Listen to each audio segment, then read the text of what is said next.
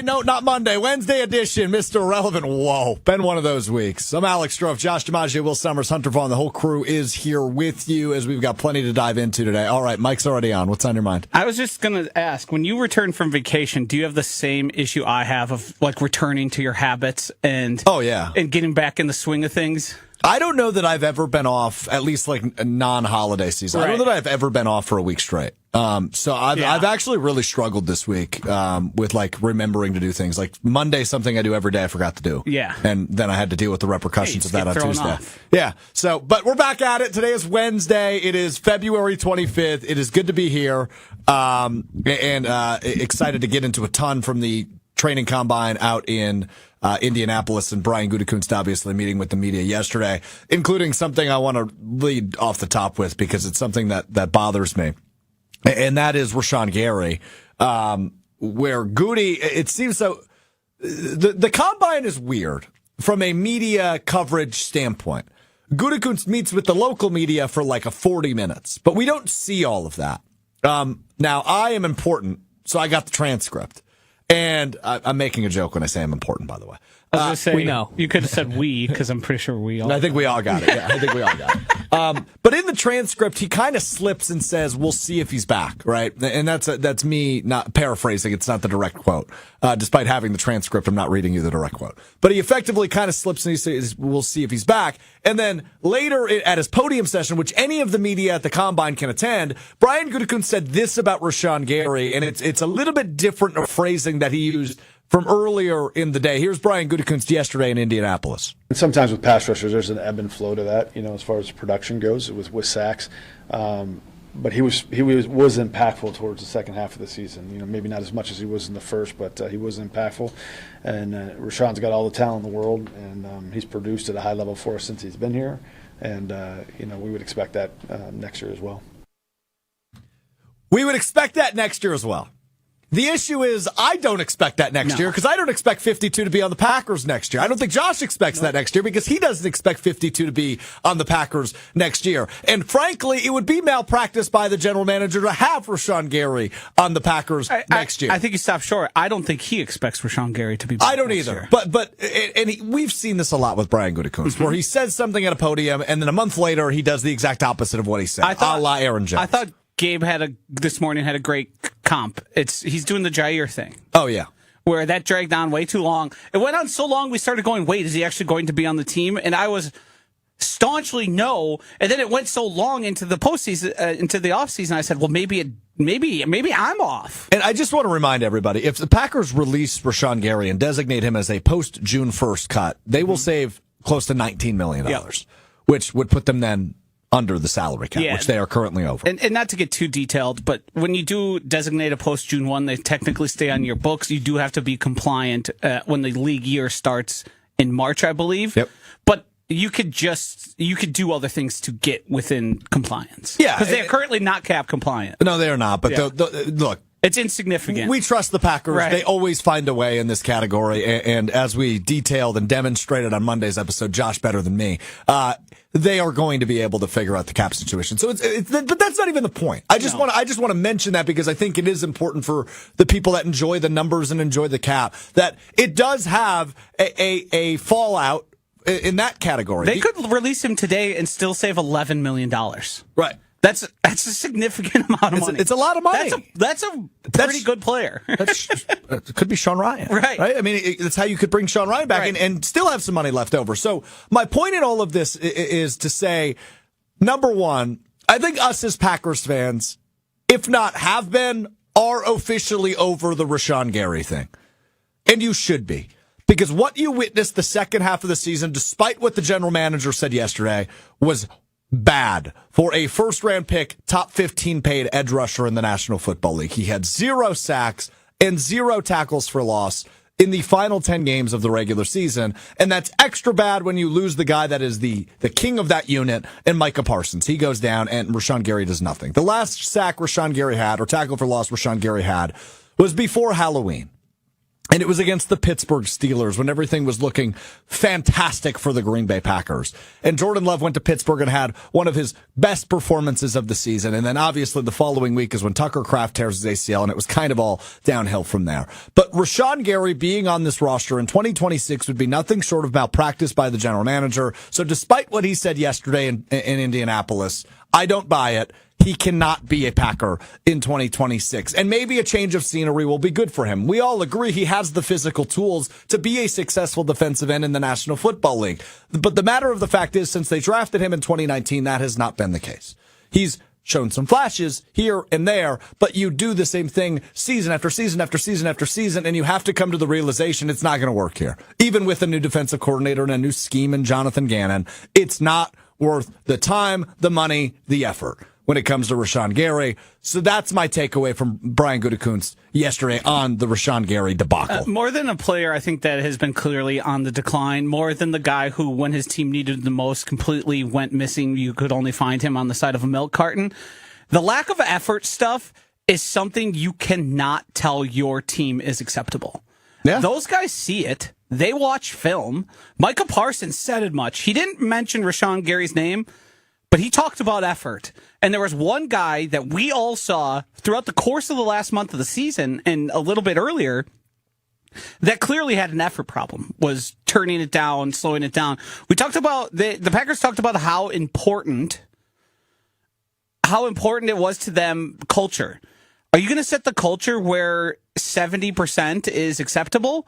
A guy who you called not a big snap count guy, when Micah Parsons is out there for as many snaps as humanly possible. Next to him, the next highest paid guy on the defense is going to be a guy that's taking plays off. Yep. You just can't. It's untenable. That sort of behavior and what we saw from him. And I'm sure there's stuff that goes on that we don't know that maybe Rashan Gary's not happy with. But it's going to be the reason he doesn't play out his last year with the 2 last years, I believe, with the Green Bay Packers. Because what we saw. Now, I will say this, because you and I are in agreement. We do not believe Rashan Gary will be a member of the Green Bay Packers in 2026. I do, however, believe that somebody on the show will be rooting for Rashan Gary in 2026. I don't know if it will be Will or Hunter, Will being the Bears fan, Hunter being a Cowboys fan. I think he winds up in one of those two spots. And I don't think that's a crazy take. Interesting. It's not because the Bears have been... They love taking former Packers. The entire division does. No, I'm so bad pass rush the past couple seasons. That's what I was going to say. It's the pass rush thing, because they're in the Max Crosby sweepstakes. Yep. And then you look around and it's Trey Hendrickson who's overaged. Yep. He's 32 this year? Maybe 33 entering this season. And then it's a bunch of guys where you kind of have to squint and do there's probably something there, but that wouldn't be shocking. I don't know, though, if you see that guy in the division and you think, well, we never feared him, why would opponents? Like that might be one of those things where they're too close to it, where they can't be objective. Like, that guy doesn't. Okay, but then my other point here is Hunter's a Cowboys fan. They trade Micah Parsons. Their pass rush stinks last year. Could Jerry Jones do a Jerry Jones move and sign a guy that's probably overrated and overpaid and overhyped? Yes. Kenny Clark was pretty good for him last year. He was, but also Kenny Clark was we good. liked Kenny. Yeah. Kenny was good. But you're going to trade Kenny Clark 10 times out of 10. Rashan was good. I don't know that he was. But Hunter, your thoughts. Rashan Gary wearing the star, I think it makes complete sense. No, it doesn't, because one, you're too close. No, you're too close. No, because they're dealing with the George Pickens contract. And with the money, they've got to free up money that way. They're going to take young guys. They're going to draft guys. They really like Donovan Ezeraku, the guy they got from Boston College this last year. BC. They're more of a, we want young guys who we hope that because of the D tackles they have can get freed up that way one-on-one. So they're not going to be able to afford Rashan Gary because they have to pay George Pickens. Was that one of Donovan Ezeraku? That was one of our draft crushes, right? That was one of the. I think I made a really bad "We will rock you" joke at some point. Like that. That seems like it sounds right. Most likely. Yeah. Okay. All right. Glad we're all on the same page. I can't prove it, but it sounds right. It sounds completely right. One other thing from Goody, and this one's really interesting to me because it seems like 50% of people that have heard this think one way of it and 50% think the other way of it. And I imagine me and Josh are probably representing both 50%. Here is Brian Gutekunst about getting to that next level. This video courtesy and audio courtesy of our buddy Rob Domofsky. talking about getting to that next level and closing out games. It was one of his opening statements at the NFL Combine yesterday. Again, the Packers general manager, Brian Gutekunst. Yeah, I think, we've talked a lot about this, our ability to be more consistent in situational football and finishing off games. A number of our games the past couple of years, we've been up in the games and just not been able to close them out. And our group's got to get to that point, So I think we're on our way there. I really like the guys in our locker room, and I like the makeup of our team. But that's an area that we have to fix. Two ways to look at this from Brian Gutekunst. The first is, of course, what you just heard there towards the end. I really like the guys in that locker room, but we haven't been able to finish. So that's him saying, I gave you the right pieces. You didn't execute with them. That's one way to look at what he said there. The other way to look at what he said there was, we're not grown up enough. We are not a mature enough football team to close out football games correctly, and that's him taking blame. And that's actually the way I view it. I view that as Brian Gutekunst, believe it or not, being the hand up, kind of on me guy, saying, yeah, I like the guys in the locker room, but they've got some maturing and growing up to do, and obviously advancing to another season helps them, right? Rookies become second-year guys become third-year guys. I view that as a Brian Gutekunst admission that maybe being the youngest team in the NFL for a third year in a row has its shortcomings, and it was proven once again wild card weekend in Chicago. I think the only way you can believe your side of that is if you don't pay attention to what he said in the previous press conference, nor do you listen to the words that were said about Matthew Golden.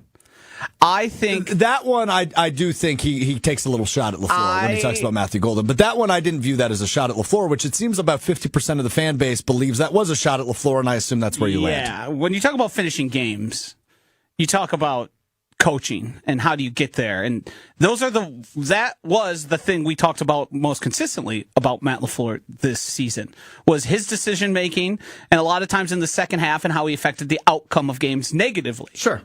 I think now we also have to run this through the lens of neither of these guys are each other's boss. Neither of these guys are able to make decisions on what the other guy's supposed to be doing. What we saw in Buffalo, see ya, head coach, all of a sudden, GM gets a promotion. What I think is happening is he's making it as clear as possible. I'm sure he's doing it privately to head policy as well, of the pieces are here. I went and got Micah freaking Parsons. We were up in that game 21-3. What more would we need from these guys that isn't something to do with their coaching?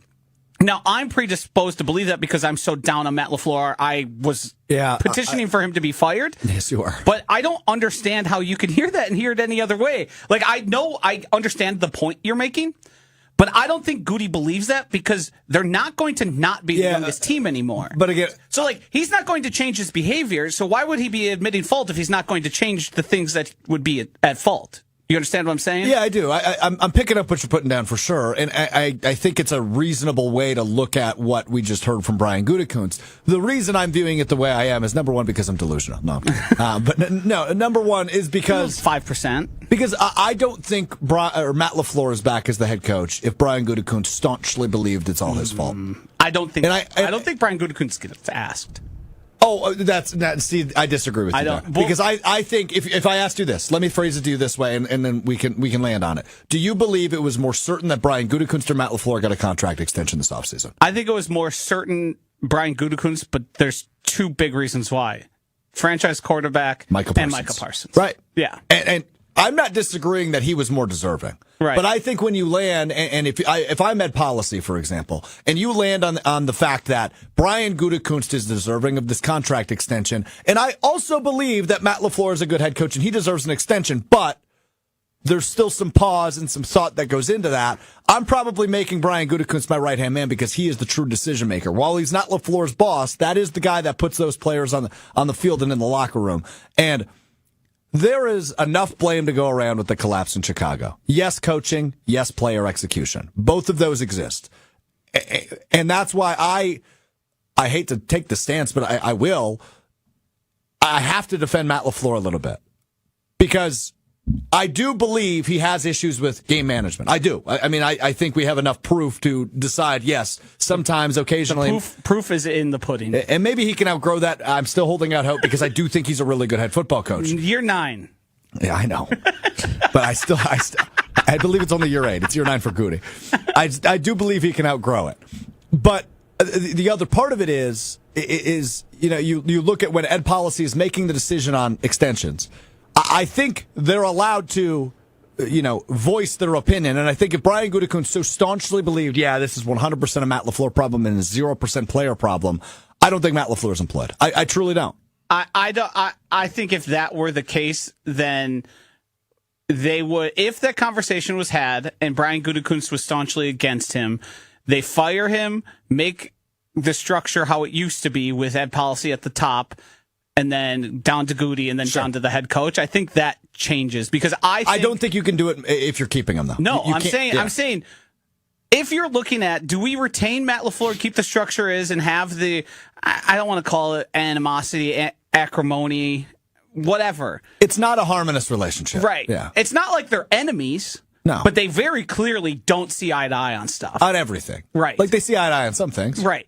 Trading for Micah Parsons happens to be one of those. Yes. But I think, well, also, if we remember, I believe there was a reporter close to us saying that there was some trepidation shown by some important people about getting rid of Kenny Clark. Yeah, but that I always kind of took that as Mark Murphy. No.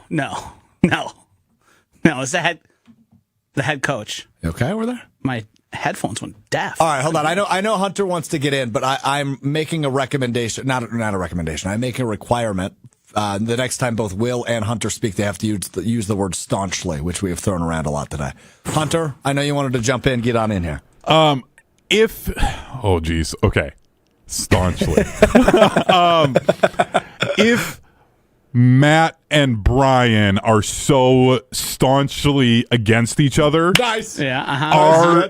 Are we closer to a separation of them? Since it's not like, I wouldn't almost call it a marriage, so I don't know about a divorce, but I think we're closer to a separation maybe than we really think we are.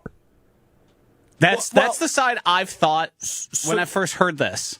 Yes. You're making what's happening right now is I think everyone realizes if we have a year that was last year, somebody's gone. Yeah, I agree. So I agree with that. Yeah. I do agree with you on that. And they're starting to maneuver into who's going to be there. Here's the point, though, and I think this is the point of the offseason we're in, is everybody's still reveling in losing to your rival the way you did. Everybody's still pissed off about it. Everybody's still upset about it, rightfully so. And I don't think you get over that until the season starts. But as is the ultimate unifier for organizations in sports, any sport, winning cures everything. If they go out and they're the best team in the NFC next year, I think that Goody and LaFleur relationship is steadily improved. Right? Yeah, yes, exactly. Best buds. Winning cures everything. Exactly. Right. I think, though, if we have finishes like we've seen in their era together, the disappointing we didn't make it far enough losses, I think there's heads on the chopping block, and I think each of them are going to maneuver in their own ways to try and say, it's not my fault, it's his fault. Because you would have And you sense that's already beginning. Yes. And I thought this was happening in the past, towards the end of the Aaron Rodgers era. Sure. And I think once they got the blessing from Mark Murphy of, hey, we're going to keep this together, we're going to keep this going, we think we got it here, there was outside factors or factors that are no longer here that probably played a big part into what happened in this room. I'm not saying specifically Aaron Rodgers, but the way we ran the team, the way we did things we didn't want to with keeping older guys, and I think they all agreed, and it was a happy marriage then because we had no expectations. We were building something. We were seeing the new quarterback, and Goody gets a credit for drafting him, but Matt LaFleur gets a credit for Jordan Love exceeding expectations. Absolutely. So that was all happy-go-lucky. And now you lose this way, and you start going, uh-oh. That's the part of the NFL that I don't think people factor in enough is it's you or me a lot of times. Yeah, sometimes totally. it's both of us. Yeah. But you're going to angle for it to be you and not me as much as you can. And if you go back and listen to the way Goody used to talk, or Matt LaFleur, he would say it a lot. Oh, I don't make player decisions. That's not on me. that stuff's gone away, and now it's circling back in, making its way back in. If you don't think Matt LaFleur is going to have some sort of something to say the next time he gets, I mean, he heard those comments. He knows. Oh, yeah. Yeah, absolutely. And he knows that even if you didn't mean it that way, a portion of the fan base took it that way. I'm going to be really curious to see what the next couple of weeks bring with free agency, right? And it's up to Goody, right? That's why he's at the combine. Obviously, they do not have a first-round pick 50 to the Packers first when it comes to the draft what better later time this to year. throw someone under the bus and blame them for your losses When than when they're there. not even there? When they're not there. Absolutely. All right, Will, I don't know if you have anything to add, but I do want you to add something because I want you to use the word staunchly. Go ahead. I kind of wanted to wait until the next segment where we're talking about Ben Johnson and Matt LaFleur. I was staunchly committed to waiting until the next segment. Okay, got Nicely it. Well, done. let's go to the next segment. Josh, just real quick, honesty hour. Did you feed him that line? No. He just told me to say the word staunchly. Yeah, I wanted him and to finish his sentence, just say what he's going to say, and then just say staunchly at the end. I would have allowed that for the record. Yeah. I would have allowed that. Just tack it on. If you don't know what to say, just say You staunchly. didn't tell me to use it correctly. You just told me to No, say I it. just said say it. Yeah. You're absolutely right. Staunchly. Staunch loophole. Yeah. Staunch loophole. All right, let's move on to this because the NFL training combine, it's kind of like a tempered down version of Radio Row, where you hear from a lot of the NFL figureheads. And what better place than Indiana for Ben Johnson to be hanging out, his new home state, at the NFL training combine in Indianapolis? That's a shot, Will. You're allowed to respond. I mean, Indiana's a championship-winning football state. Keep them coming. It's a great point. It's a great point by you. Have you been to Hammond? I've been to Gary. There's a stadium, the Gary Railcats play there. So growing hold up, on. there's a lot of baseball tournaments. Damn it! I was gonna say. Let me guess the sport. It's definitely like a is it like a semi-pro minor league? Yeah, we played there very staunchly.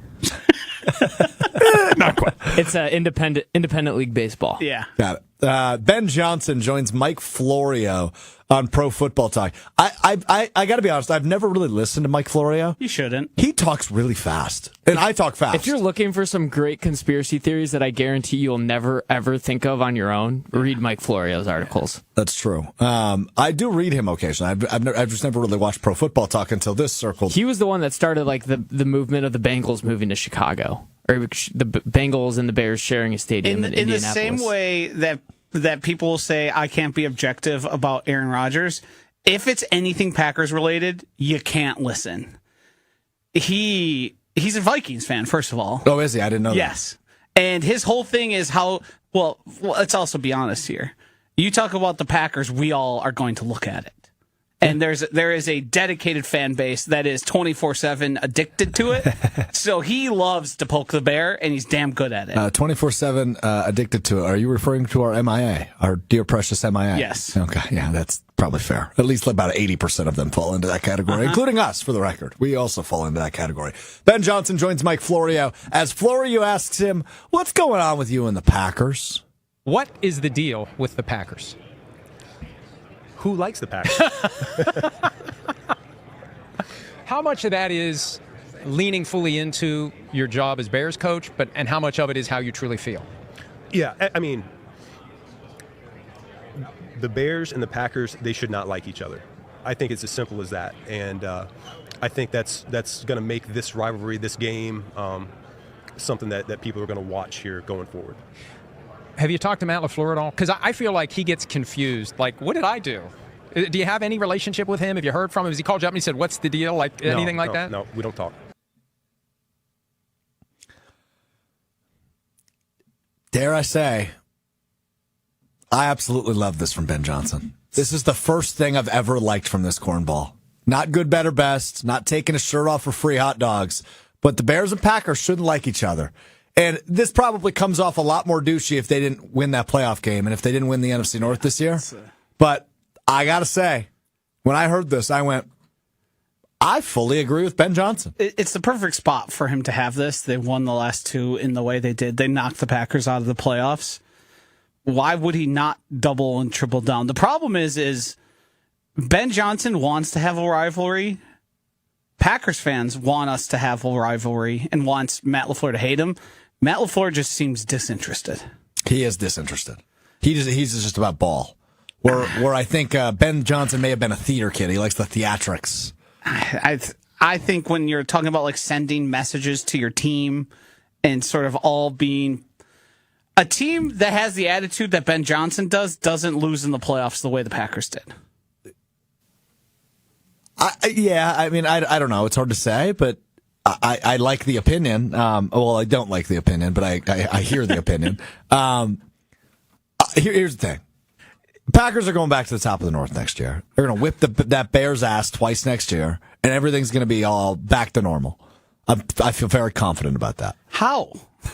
Because I think the Bears are not going to be nearly as good as they were this year. I don't think that matters. I think even if the Bears are worse, Matt LaFleur is going to turtle up. He's not turtle boy. He's a little turtle. Did you see him talking? I mean, this is like the best 2-week stretch in a period of time where NFL head coaches aren't speaking on a weekly basis. I've gotten first a horrible speech from Matt LaFleur to the Wisconsin men's basketball team. And I thought we were striking that from the record. Ben Johnson is just staunchly asserting his dominance over Matt LaFleur. Nice. Yeah, it's just see here. Well, not nice, but nice use of staunchly. Here's the thing: this comes off better, Matt LaFleur ignoring it. If they still had, you guys have won 3 out of the last 4. That's correct. Yeah. So you could be above it, and we don't pay attention to that if you win. Being we're above it. I mean, we're told that here in our jobs. If somebody says something about you, they work for a different station, a different publication, just ignore it. You don't have to stoop to their level. That only works insofar as you're more successful. If we're getting our ass beat, I don't know, show some passion. Give me something. So if Pat McAfee takes a swipe at Joshy D, right, he's biting back. Right. Yeah. You might as well. I mean, right. It's good for me. What are the odds that he's going to see it? It's true. I did see some like stand-up comedian on Instagram the other day just making a joke into the void about Josh Dobbs, and it had like 100 views, and Josh Dobbs commented on it, and it was like, what the hell? So maybe you will see it. Josh Dobbs is the what was his degree in college? Is it like an aerospace? NASA. Yeah. It was NASA. That was his college degree. Yeah. He staunchly majored in NASA. Levi chimes in on YouTube, ESPN Milwaukee. I do agree with Ben Johnson. Packers and Bears should hate each other's guts, and Matt LaFleur is so soft for not publicly hating the Bears. He should know that the Packers hate the Bears. I think he knows. I think his players want him to hate him. I think his fans want him to hate him, and he's just unwilling to go down that road. I truly believe that Matt LaFleur tries to epitomize just being about ball, and I don't know that it's working anymore. No. we need an attitude change. For Matt LaFleur, though, he could also just kind of know the type of person he is, and if he tried to fake this, people would be able to sniff it out right away. So I kind of appreciate that he's like, I know what I am, I know who I am, I'm not going to try and be something I'm not just because it's going to make the fan base happy. So I kind of appreciate it from Matt LaFleur. Be your weird, soft self. Well, hold on. I would say this, though, because I appreciate you saying just be yourself. I get that, and in terms of like everyday life, I am a proponent of just be yourself. Don't try to be anybody else. However, when you are on such a public stage like Matt LaFleur is, and Ben Johnson is clearly pulling out the theatrics, I'm not saying be Ben Johnson. That's not what I'm trying to say.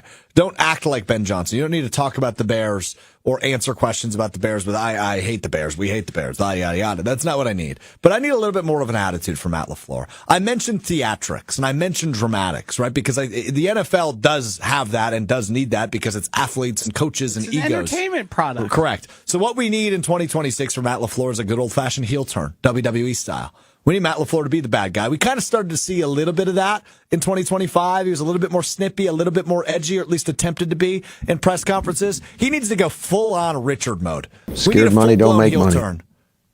That's true. Right, I did say that. And even if he needs to like lash out at media members, yeah, give Jason Wilde a little bit and of say, dust "Hey, up. sorry, I was doing a thing." Yeah, just pull him aside. Just don't embarrass him. Like the Why are you Lions always game trying when to he stir like stuff admitted up, Jason? basically. Yeah, exactly. When the Lions game when he admitted he didn't get the timeout off, like that was funny. That was a good Matt LaFleur moment. Also, just you can say they want hatred. Well, you've got hatred. You could do it in a way where you don't have to be the rah. Like he wants me to hate him. Guess what? I do now. Yeah, that's fair. That's fair. I mentioned the WWE Hall of Famer Ric Flair is coming to Milwaukee for a special edition, the 4th ever Thanalysis Live, which will happen right up the street from where we are at the Riverside Theater. Coming up March 27th, it's a 7 p.m. start at the Riverside Theater.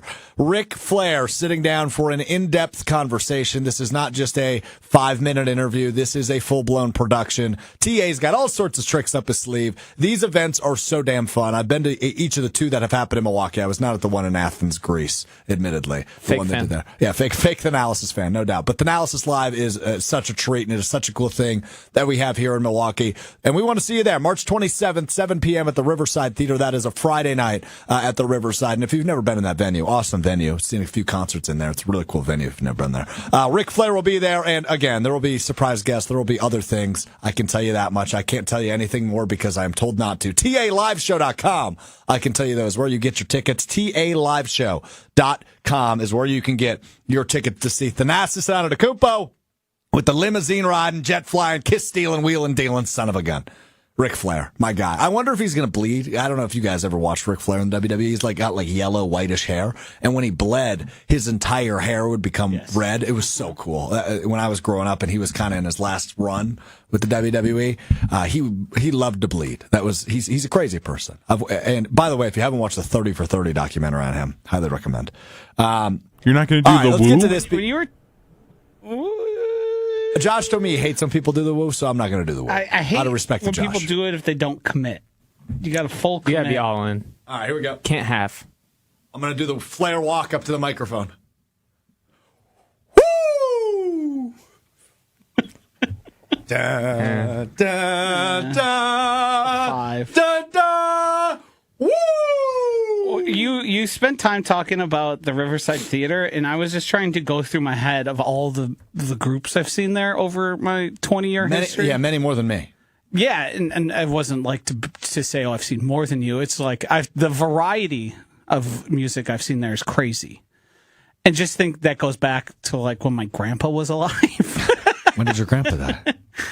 Well, I'm saying like when he was a kid. This is the way You said, I meant that. you said when He's he was alive. He is currently alive, Yeah. isn't he? Yeah. I was going to say, did I miss something? When he was young, like he's told me about going to see. He was alive. He's going to Crazy way. He see just killed off his grandpa. Crazy way to phrase it.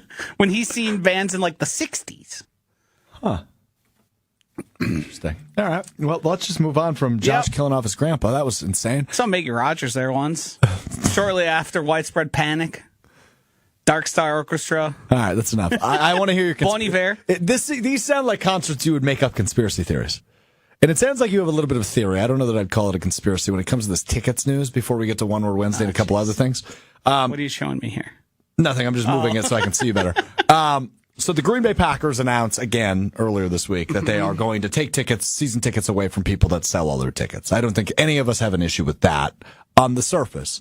But then Aaron Popke, and I don't have this audio, I apologize, Hunter, joined Wilde and Tausch, and you said something he said and something that was in the release set off your alarms. I'm just curious to hear your thoughts on the idea of Packers taking away tickets from season ticket holders who sell all of their tickets. Yeah, the part of the story, because this news became aware to the public, it had existed, the rule of if you sell your tickets for every single game for multiple years, the Packers are going to take them away from you.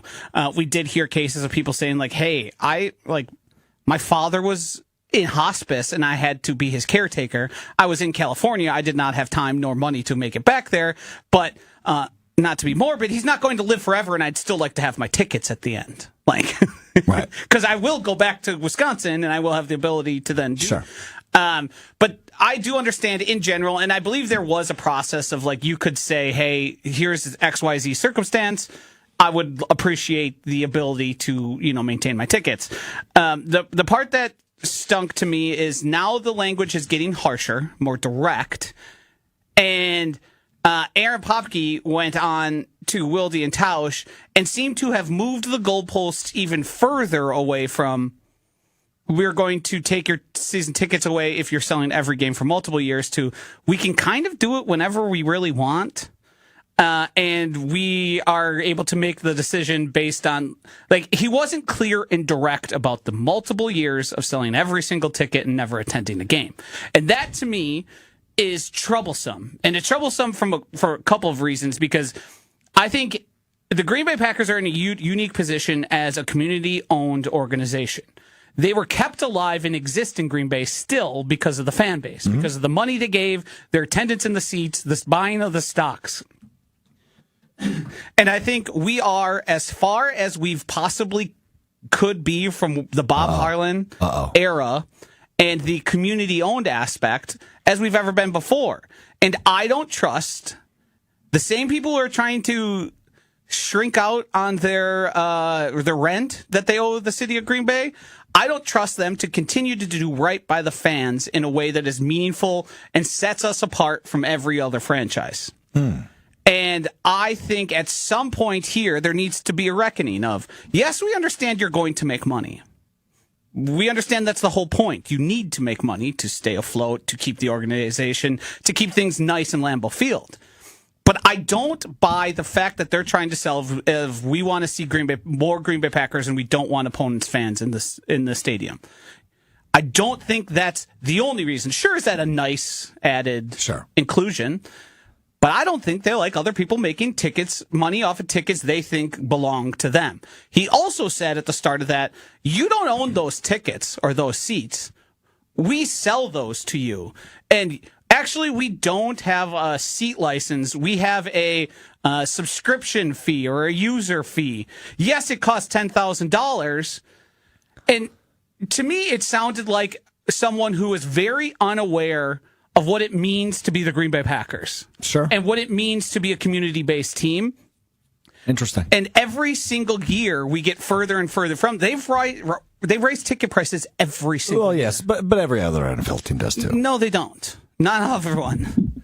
And they don't have the concession prices as expensive as the Green Bay Packers. That's true. That part's very true. If you correct by the average income of the communities they're in and all that, the Packers are like sky high in those numbers. Oh, definitely. Yeah. But Green Bay's different than these other markets. If you want to be in San Francisco and charge out the butt and set the prices at extreme prices, that's okay. That's a giant city. Yeah. There's plenty of people here. But the Green Bay Packers pull people from all around the state.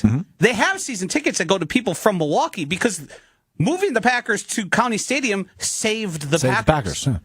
And they're not doing right by their fans. And that to me is very frustrating. I hear you. I think everything you said is fair. I think Will was sitting back there and dozing off because I think it boils down to just this for Will when he saw this news. Packers are scared of the Bears, right? Yeah. People don't want to go see them. They think they're a dying franchise. They can't win at home anymore. The thing that makes it so interesting, too, is the Packers aren't the Bears and they don't play in Soldier Field. Nobody's bucket list is to go see their favorite team play the Packers in Soldier Field. It's Lambeau Field. Right. They've turned it into a tourist destination. Yeah. The Hall of Fame is included as part of it. The tours, you see as many Packers fans as any other team when you see them walk by you. Oh, definitely. Yeah. You've made this metropolis. You've done a great job of making it into a destination of a place people want to go, where you can do more than just go to a football game. And then you're going to get mad when those same people you've been attracting and trying to take their dollars end up in your seats. Which that doesn't. It is a little hypocritical, but right. I guess so. I guess you seem worried that the revocation language is changing and evolving. Meaning, what do you think the worst possible scenario end game is? It's just like, okay, no more season tickets. No, if you sell your tickets, you don't have the ability to retain them next year. Any game. Any game. If there is sale made. Yeah, I don't think we're going to get sure, that. But the sliding scale of what if I sell 3 out of my 4? Do I still have them? It's not cheap to go there. No, and that's why people try to make money up on it. Right, because they're trying to offset the ever-increasing cost. I don't know if you knew this about the world. Things are getting more expensive and our wages aren't increasing. Haven't noticed. Haven't looked at my bank account in a while. So yeah, things aren't great for a lot of people, and they're scrapping and doing their absolute most, by and large. Well, speak for yourself. Things are going well for Will. You hit the lottery? What's that? Are you saying like money-wise? Yeah, financially. Definitely not. You're in a great spot. On what account? Checking, savings. Yeah, what banking account and what evidence do you have to say that? It's just We lose every parlay. 1-800-GAMBLER. to not look around and be like, what if we froze ticket price? Imagine the goodwill freezing ticket prices for a season would do. It would be a lot of good PR. Like immense amounts. Is it going to offset the costs that you're losing by not rising the prices? My biggest problem with this news release was they cited home field advantage. Yes, it's not true. The Packers are 21-13 since 2022. They're 8 games over 500 at home. 21-13. That would be 34 home games. 21-13. As a fan of a team that is well outside of just like, oh, I can hop up to, Green Bay to go see, like Sarah and I went to my first Cowboys game because a season ticket holder sold his seats. He just happened to sell them to me, and I happened to be a Cowboys fan. But it was an Eagles game, and there was probably a quarter of the stadium were Eagles fans. Still sounded like a Cowboys home game. Like, you couldn't tell other than the Kelly Green in the stands. So it's really, when it comes to the home field advantage, it's on the fans that are actually there in the stands, actually being locked in on a game and being into it and making it a home field advantage if you care about that. The issue with the freezing the prices, though, because so the Cowboys, I was looking back on this because I remember this being a big deal within the fan base. They hadn't raised ticket prices from 2016 until 2022, and it was a huge deal when the Cowboys did that. So the issue, if you don't raise them a little bit every year, is you do run into a giant bad year of PR bump, right? And then all of a sudden, then people are like, "Oh, okay, this is back to normal." And they haven't raised them since 22. I'm not suggesting they do a 6 to 8 year freeze. I'm saying do 1 year. If you raise ticket prices every once or twice every 3 years, that probably goes a long way. I just wanted to make noticed. Also, when it comes to the Cowboys, I think Hunter understands. Jerry Jones is the owner. He's gonna nickel and dime you. He's money gonna hungry. hit you up for everything you got. Money hungry fella, no doubt. He's on the level. He understands it. Me, I'm saying, wait, but we're the Green Bay freaking Packers. We are like no one else in professional sports. That's true. Is there nothing that giving you our hard-earned money and that piece of paper earns me other than saying I'm a Packers owner? Is that it? Maddie chimes in. The problem is the season ticket holders for the Packers are aging. Then they don't want you standing and yelling and cheering. And I have run into this. Of course. Luckily, I went to, I think, 3 games this past year. And luckily, I stood the whole game for all 3 of them. This has happened to me at Brewers games. This has happened to me at concerts. Marquette games are the worst. It's everywhere. Marquette games are the worst. It has nothing to do with the aging audience. It has to do with people not being able to deal with one another. Well, I think it's also the people that are able to actually afford to go to games regularly are of a certain age, and then they don't like Sarah and I went to Wisconsin Marquette at Pfizer. It was a big deal for us to go. It was like the one Marquette game we went to that year. I stood up in overtime of that game and had some olds behind me get upset. Yeah. Because they're like, we go to every game. We want to be able to see. I'm like, great, man. This is the one game I'm going to get to go to this year. I'm into this game. So the olds need to. The olds are ridiculous. I hate that. It's bad at the Kohl Center. It's bad everywhere. Right. If you're near anyone that's a season ticket holder, they're awful. Also, is there young people behind you that can see over you? Parents have gotten mad at people for standing at venues too. They're not just old; they're actually pretty young. We need a solution to that, but that's not what we're going to figure out right now. What we're going to figure out is how to answer all the topics we've missed this week with one word. We do this each and every Wednesday. It is time now for One Word Wednesday, where Will, Josh, and I react to all of Hunter's topics with one word or less, sometimes more. Here we go. One Word Wednesday time. All right, we're going to start in the NBA with the Milwaukee Bucks. They've won 7 of their last 10 games. Back. What was it again? Sorry. Bucks have won 7 of the last. Thanks for listening. Wah, wah, wah. What does it matter? The season's dead. Play in. That is hyphenated. I do have financial incentive for them to make the play-in because they were plus 1,000 to be in the play-in at one point, and now the play-in or the playoffs? Play-in. Oh wow! Ooh. Specifically plus 10,000, plus 1,000. Oh okay.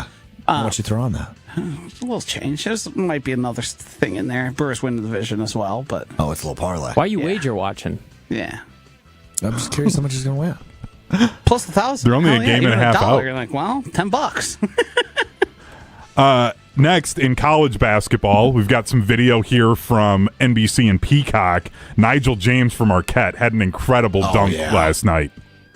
I saw this. No audio on this. Dude, yeah, he number 3 on SportsCenter only, huh? Yeah, which is a little disappointing. Yeah. Look, nice win by Marquette. Those jerseys were sick. Have they worn those on the road all season? No, and they've won every game that they've worn those jerseys. They might have lost one game, but they're like 5-1 when they wear those, and they have 10 wins all year. I am going to go with the word electric. I'm going to go MJ because I heard Homer compare it to Michael Jordan in the highlight. I'm going to go Hammer. Another Homerism. Launch and hammer. That's what he says on the big dunk. So real quick. Is he going to be at Marquette next year? I hope so. I think they're going to throw everything. Yeah. They're gonna throw If I were them, I would. Could he go to the NBA? That's what I'm concerned sometimes that he's playing too well. I don't Like, think. come on, dude. I don't think. Yeah, he might go to the. What do they call that? John Blackwell did it last year. So like the combine, you sign an agent, you kind of work out, and then you figure out where you're at. Maybe He's also like a very undersized guard, so I don't know how well he projects to play in the NBA. I would love to see John Blackwell and Nigel James Jr. both back in the state next year because that matchup, final one for John Blackwell, and next year it will be where? Will be at Fiserv? Yep. Yeah. But next year it's home. So I know Shaka is anti the portal. Not anymore. But has he instilled that? Oh, yeah, that's true. Can't be He's changed anymore. it. Has he instilled that in his players enough where, do we think Marquette could compete with, say, like a Duke? I haven't looked at I Duke's think that's recruiting unlikely. class. I wonder if Duke is more like, nah, we can go get a guy that'll be here for a year and then be a lottery pick. The stuff I've seen around it, and I know Will's more locked in on this because I've kind of given up on Marquette this year. It sounds like they may target a veteran, like 2-guard to go with him, kind of a thing, and kind of tell him like, hey, we're going to give you more money and we're going to get you a veteran to work with you and play alongside you. Can I just tell you something that makes me sad? Is my boy Chase Ross. Oof. What happened to him? He hurt his shoulder last night, too. I believe he came back into the game, but we went down. It looked a little nasty, but it's just tough for him because I think he's played. I know no one wants to hear about this, but he's played in such a fourth guy in the rotation, and then he was expected to be the one out of nowhere, and I just don't think his play style was cut out to do that. Fair enough. All right, what's next? This one is specifically for Will, this news report from a Fox station. Forget girl dinner. Men are now eating like dogs, literally. The viral boy kibble trend is taking over social media, and it's really simple. Ground beef and rice bowls. No frills, no fancy plating, just pure protein-packed fuel. Fitness fans say that they chow down up to 7 times a week to save money and pack on gains. Plus, it's cheap and easy. Some call it efficient, others call it sad, but nutritionists are saying it's probably a good idea to add some veggies to your boy kibble. So does it... I got a phrase for this. Never wrong, just early. Wait, wouldn't I be the right one here since I was the one telling you, begging you to put rice? But now it's a thing. It's Boy a phenomenon. kibble? I started a phenomenon. Hold on. All this is Boy kibble. All this is You missed the part where she was talking about gains. Yeah, Cheap gains. that's what I was to say. This is meal prepping, and it's the easiest, cheapest version to get your macros into the right spot. Some people call it efficient. Other people call it sad, she said. Yeah. Yes. I mean, just depends what you're after. Depends what your goals are. So your phrase is what? As the Never wrong, just early? wrong, just early. A lot of Will's culinary decisions amount to slop bowls.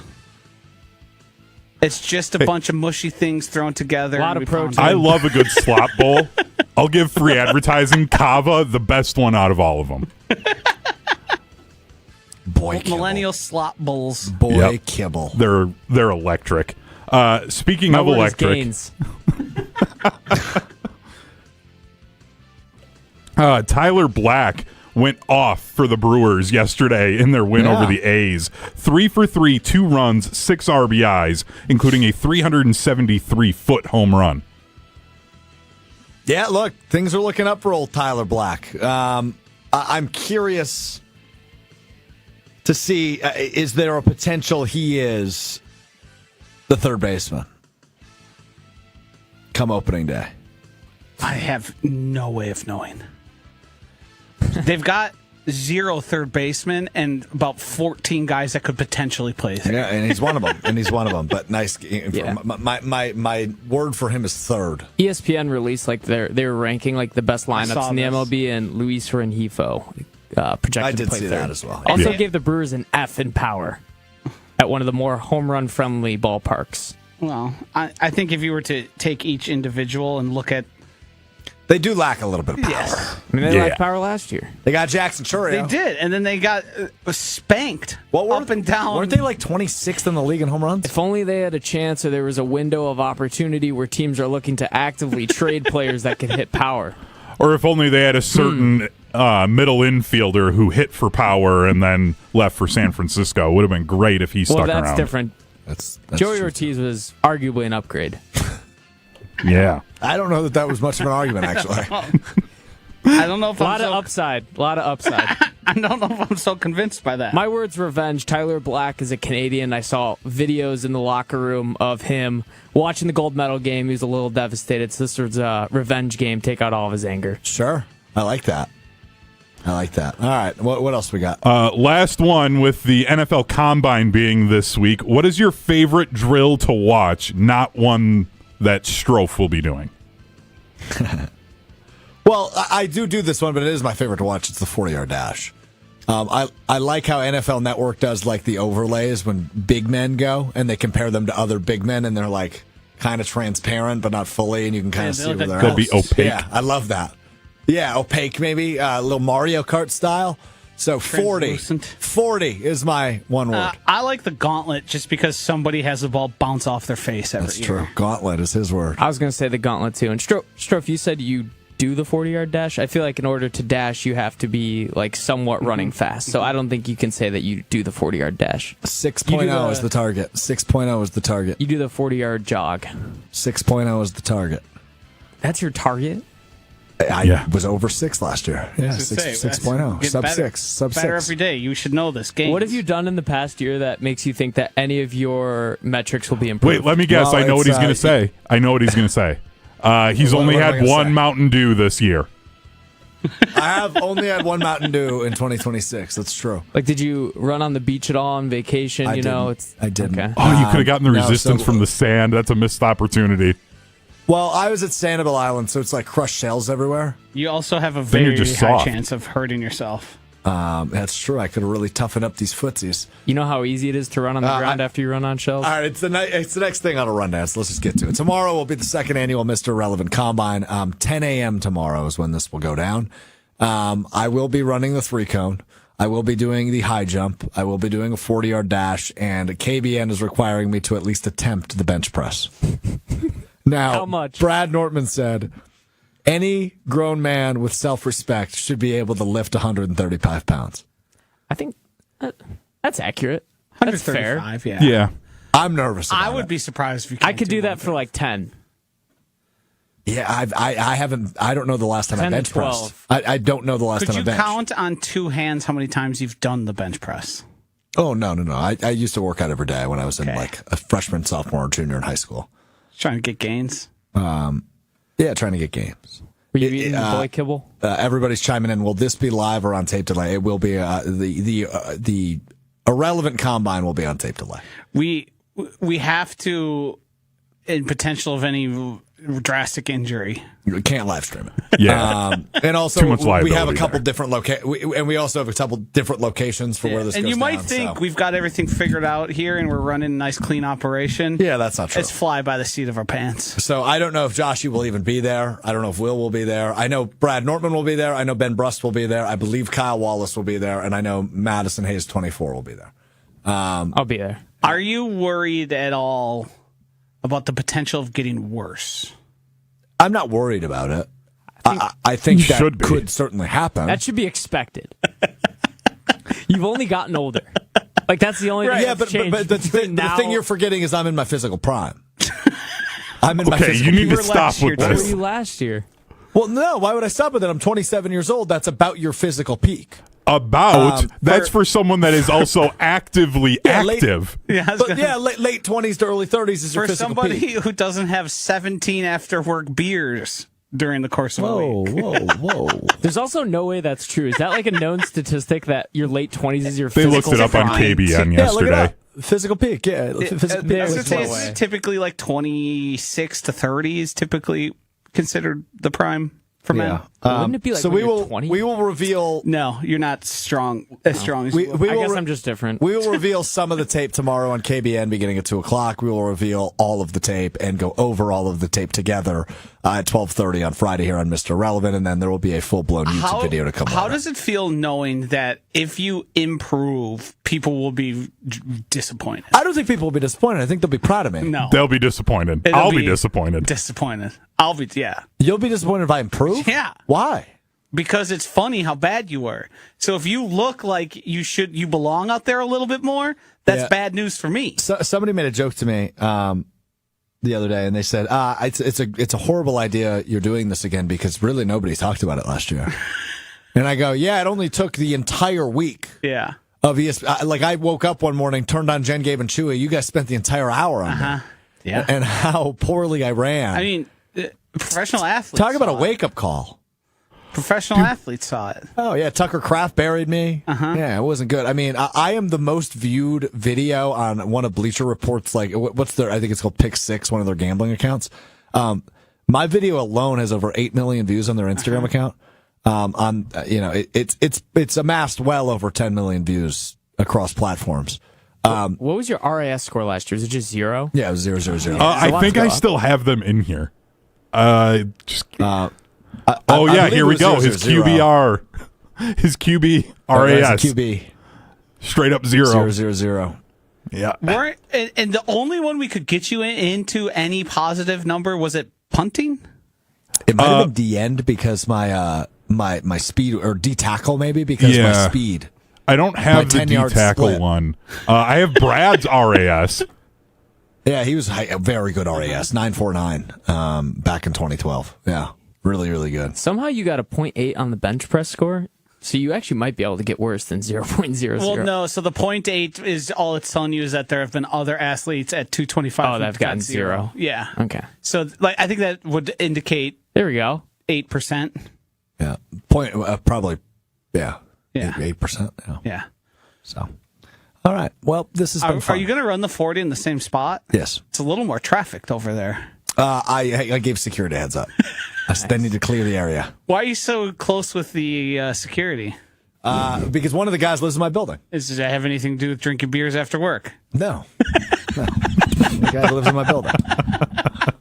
I don't. I had a handout. Yesterday I did have a few beers. I didn't even know that. That was just. What about Monday? No, not Monday. I was still on vacation detox Monday. I'm gonna have none tonight because I got a big day tomorrow.